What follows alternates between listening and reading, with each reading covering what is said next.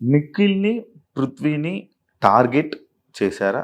లేకపోతే వాళ్ళని సెలెక్ట్ చేసుకోవడం ఎందుకు? వాళ్ళిద్దరిని సెలెక్ట్ చేసుకోవడానికి రీజన్ ఏంటి? అండ్ మీ వల్ల పృథ్వీది, నిఖిల్ గేమ్ పాడైపోయింది. మీరు గేమ్ ఆడలేదు, వాళ్ళనిద్దరిని కూడా మీరు గేమ్ ఆడనివ్వలేదు. వాళ్ళనిద్దరిని మీ అండర్ కంట్రోల్లో పెట్టుకున్నారు, మీరు తిప్పుకున్నారు. వాళ్ళ కూర్చోవాలి కదా, నేను ఎందుకు కూర్చున్నా మరి అట్లాంటప్పుడు మీరు ఇలా తిప్పుకున్నారు, వాళ్ళని తిప్పుకున్నారు. అంటే మీరు వెళ్ళిపోతే వాళ్ళిద్దరు గేమ్ సెట్ అవుతుంది అన్న కామెంట్స్ ఉన్నాయి. దానిపైన మీ ఒపీనియన్ ఏంటి? అంటే వాళ్ళు మీ దగ్గరికి వచ్చారా, మీరు వాళ్ళ దగ్గరికి వెళ్ళారు? సో ఈ లాస్ట్ కామెంట్ ఏదైతే ఉందో will have to wait and see అదంతా. So Nikhil is good at physical task, అది అందరికి తెలిసిందే, ఆల్రెడీ ముందు ఎక్స్పీరియన్స్ ఉన్నది, అదంతా తెలిసిందే. సో అండ్ దిస్ సెలెక్ట్ చేసుకోవడం ఇదంతా నథింగ్ వర్క్స్ దేర్, ఎందుకంటే క్లాన్ సెలెక్షన్స్ కదా అవన్నీ. అండ్ ఒకసారి టాస్క్ త్రూ వెళ్ళింది, ఒకసారి వాళ్ళు చీఫ్ సెలెక్ట్ చేసుకున్నారు, ఒకసారి మేము సెలెక్ట్ చేసుకున్నాం, అలా అయింది. అండ్ ఫస్ట్ వీక్స్ చూస్తే మీరు నేను ఎప్పుడు ఆపోజిట్ టు నిఖిలే ఉన్నా. Every time I choose opposite to నిఖిలే చూస్ చేసుకున్నా సెకండ్ వీక్ వరకు కూడా. థర్డ్ వీక్ వచ్చి సెకండ్ వీక్ అంటే నాకు ఫస్ట్ అండర్స్టాండింగ్ ఏంటి అంటే, క్లాన్స్ డివైడ్ చేసినప్పుడు అందరినీ యూనో మాట్లాడుకోవడానికి స్పేస్ ఉంటుంది and team coordination, team work లోనే మనం అందరం ఎక్స్ప్లోర్ చేయొచ్చు ఈచ్ అదర్, ఇట్లా అని అర్థమైంది నాకు. జనరల్ గా బయట టీమ్ వర్క్ ఎట్లుంటుందో అట్లనే కావచ్చు అన్నట్టుగా నేను క్లాన్స్ చీఫ్ అట్లా సెలెక్ట్ చేసుకున్నా first. But then I understood clans మారడం వల్ల, చీఫ్ లైక్ క్లాన్స్లలో ఉండడం వల్ల పెద్దగా వీళ్ళు కనెక్షన్స్ లేకపోతే అర్థం చేసుకోవడం లేకపోతే టీమ్ ప్లే అట్లంతా ఏం ఉండట్లేదు దాంట్లో. ఫిజికల్ టాస్క్ అప్పుడు టాస్క్ ఆడుతున్నారు, సపోర్ట్ చేయొద్దు అని కూడా చేయట్లేరు. నేను బెలూన్ టాస్క్ ఆడినప్పుడు అసలు వీళ్ళ క్లాన్, మన విష్ణు, సీతు వీళ్ళందరూ ఉన్న క్లాన్నే ఉన్నా నేను. అప్పుడు నిఖిల్ సైడ్ ఆర్గ్యూ చేసుకుని, నేను నా సైడ్ ఆర్గ్యూ చేసుకున్నా, కానీ ఎవరు కూడా నాకేం సపోర్ట్ చేయలేదు. అప్పుడు సిట్టింగ్ సైలెంట్, వీళ్ళందరూ కూడా సైలెంట్ గానే కూర్చున్నారు. నిఖిల్ ఫాదర్ షర్ట్ వచ్చినప్పుడు కూడా మీరు నిఖిల్ కి సపోర్ట్ చేయకుండా పక్కనున్న పర్సన్ కి లాలీపాప్ వెళ్ళి ఇవ్వడం జరిగింది. అందరికి అవన్నీ అండర్స్టూడ్ కదా, మన వాళ్ళ ఫాదర్ షర్ట్ వాళ్ళకి అవసరం కదా, నిఖిల్ కి మనం ఇవ్వాలి కదా, మన ఫ్రెండ్ కదా. అట్లా చేయలేదు నేను. మీరు నిఖిల్ తో ఒక బెడ్ మీద కూర్చున్నప్పుడు లైక్ మీరు ఫీల్ అవ్వడం జరిగింది, బయట ఏం వెళ్తుందో, ఏమనుకుంటున్నారు, బయట ఆయనకి తెలుసు నేనేంటో అన్నారు.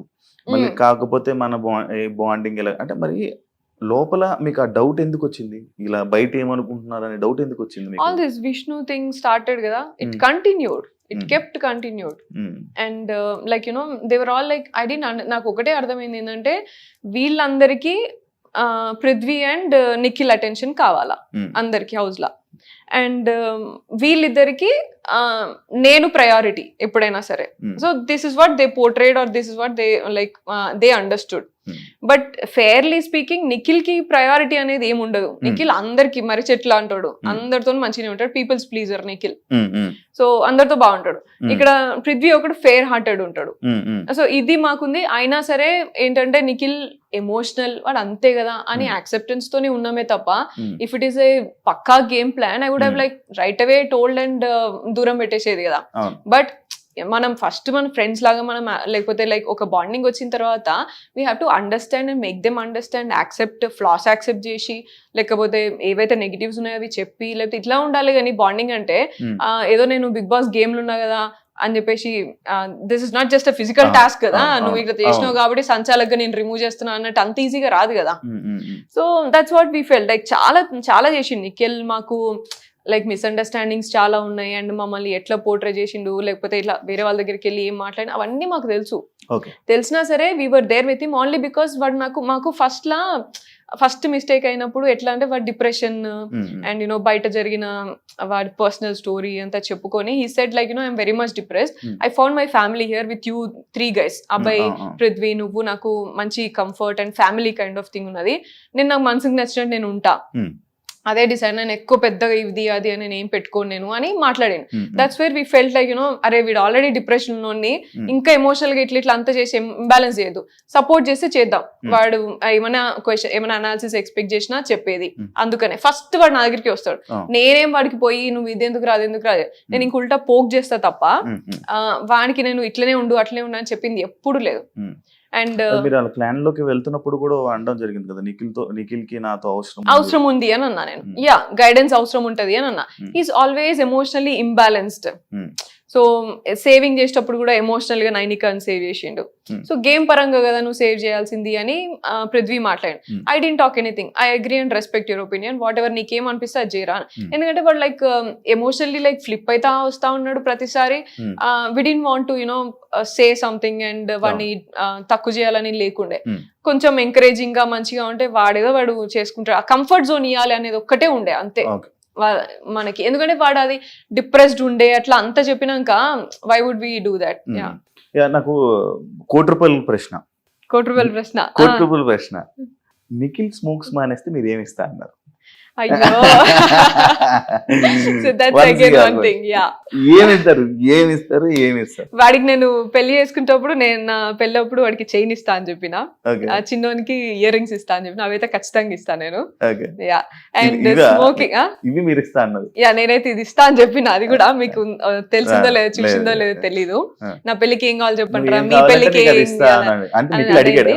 ఇది ఏమైందంటే అక్కడ ముందు జరిగింది ఏంటంటే జస్ట్ స్మాల్ ఫన్ థింగ్ ఏంటంటే, నేను మామూలుగా అరే వచ్చేటప్పుడు వాటర్ తీసుకురండి రా, ఇట్లా వాటర్ బాటిల్ తీసుకురండి ఇట్లా ఇట్లా అని చెప్తా. అండ్ నిఖిల్ని ఎప్పుడు కూడా నేను ఛాయ్ అడుగుతా, నిఖిల్ ఛాయ్ మంచి చేస్తే ఛాయ్ పెట్టరా అంటే ఎప్పుడు నేను ఛాయ్, నేను అయితే వాడా రోజు వాటర్ బాటిల్ అడిగిండు, నేను లేజీ ఉన్నా లైక్ తెచ్చుకోపోరా అంటే వాడు లైక్ పృథ్వీ అడిగితే మాత్రం ఇప్పుడు లేచిపోయి తీసుకొని వస్తావు, వాడు అడిగితే నేను మాత్రం తీసుకురావు, నేను నీకు ఛాయ్ పెట్టియాలి ఇవన్నీ చేయాలి కానీ నువ్వు మాత్రం వాటర్ బాటిల్ తెచ్చియవా అన్న. అంటే నువ్వు స్మోకింగ్ ఒక్కటి మానేరా, నేను ఏదైనా చేస్తా అని అన్నా. Which he will not do. ఎందుకంటే ఫస్ట్ నుంచి వాడు వచ్చిన పాపం వాడి గోల్ ఏంటంటే వాడు మామూలుగా స్మోక్ చేస్తాడు, సో ఇది నెంబర్ రెడ్యూస్ అవ్వాలి అని చెప్పిండు. అండ్ ఎప్పుడు డెసిషన్ మేకింగ్ వచ్చినా నెంబర్ అసలు సూపర్ ఇంక్రీజ్ చేస్తాడు తప్ప తగ్గించాడు. So that was there. I thought like you know ఎట్లయినా మానేస్తలేడు వాడు అని జస్ట్ ఫన్నీగా ఇట్లా అన్నా నేను. అది కాన్వర్సేషన్ ఫన్నీగా వచ్చినది అంతే. బయటకు మాత్రం ఏమి ఇస్తా అన్నది అదే కదా. అడిగాడా మిమ్మల్ని నాకు ఇవి కావాలి అని ఇవన్నీ? That is a different conversation. మీరు మేము ఈవినింగ్ మాట్లాడుకుంటున్నప్పుడు మామూలుగా నా పెళ్లికి ఏం కావాలరా, నీ పెళ్లికి ఏమి ఇస్తావురా ఇట్లా అని మాట్లాడుకుంటాం. నాకు యాచ్ కావాలి, నాకు ఇది కావాలి ఇట్లా అని just funny conversation.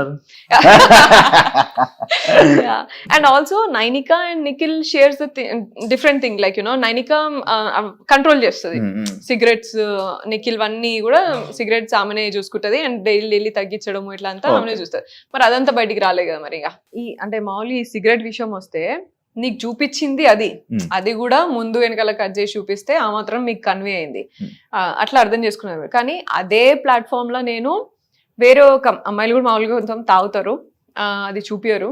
But you know కొంతమంది ఒక అమ్మాయి ఇట్లా ప్రెషర్ ఉన్నప్పుడు చాలా ప్రెషర్ హ్యాండిల్ చేసుకోలేక నేను సిగరెట్ తాగుతా అన్నప్పుడు కూడా ఆమెను లిటరలీ నేను హోల్డ్ చేసిన, వద్దు అలవాటు లేదు కదా ఇక్కడ, ఇంకా లైక్ యూనో ఎప్పుడో ఒకసారి అన్న అలవాటుని నువ్వు ఇప్పుడు ఈ ప్రెషర్ లో నువ్వు పైకి తీసుకురావద్దు మళ్ళీ అని చెప్పేసి చాలా వరకు హోల్డ్ చేసి ఆ ఒక్క రోజంతా, నేను పేరు చెప్పదలుచుకోలేదు, సో హోల్డ్ చేసి ఉంచిన నేను.